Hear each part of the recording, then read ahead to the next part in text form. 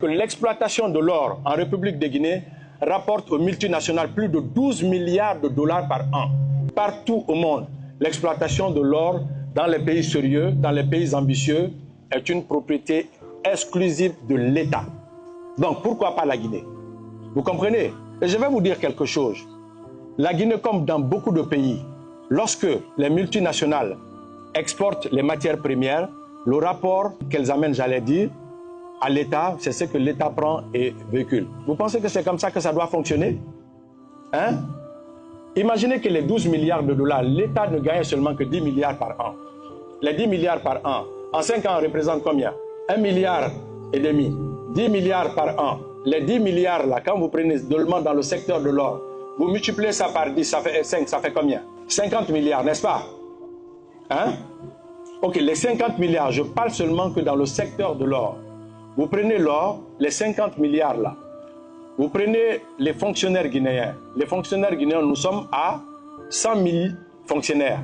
Les 100 000 fonctionnaires, selon le développement universel de la fonction publique, la proportionnalité doit aller à 2 à 3, jusqu'à 5% du taux de la population. La Guinée a 15 millions d'habitants. Les 15 millions d'habitants, 1% représente combien? 150 000, n'est-ce pas? On n'a pas 150 000 fonctionnaires. Nous avons ambitionné que dès notre première année, nous allons mettre un mécanisme en place pour recruter 150 autres 000 fonctionnaires, soit une augmentation de 150%. À partir de là, nous avons estimé que 45% aujourd'hui des enfants à l'âge d'aller à l'école ne vont pas parce que l'accès restreint aux services sociaux de base, c'est-à-dire la santé, l'éducation et l'alphabétisation, sont des réalités aujourd'hui en République de Guinée.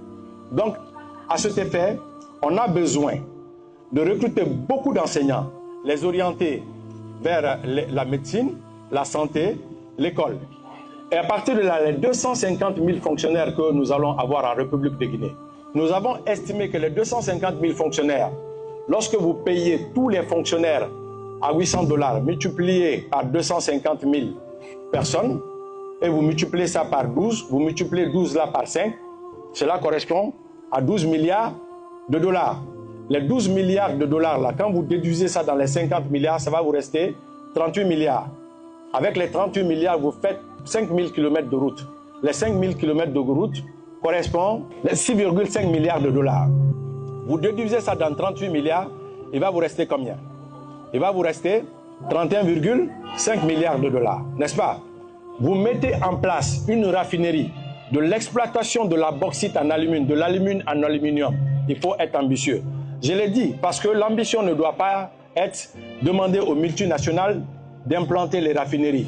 Même si on met 1000 raffineries en Guinée, ce n'est pas la localité géographique qui compte, mais à qui ça appartient, ces raffineries.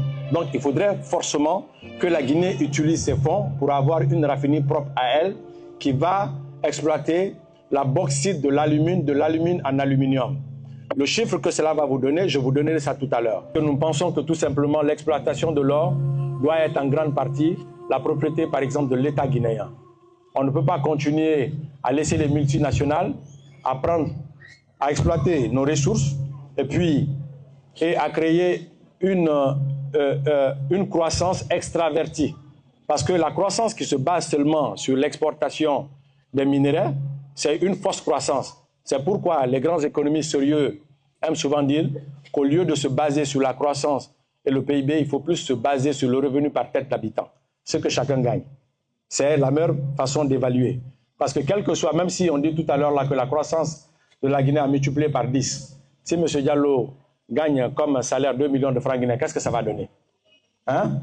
Donc la meilleure façon d'évaluer, de connaître le fond de l'économie, il faut tenir compte des revenus par tête d'habitant.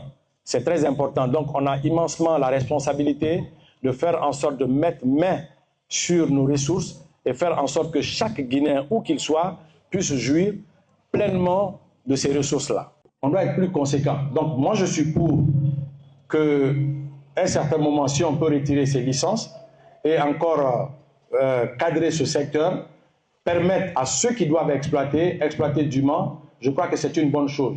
Je crois que ça, il faut saluer cette décision.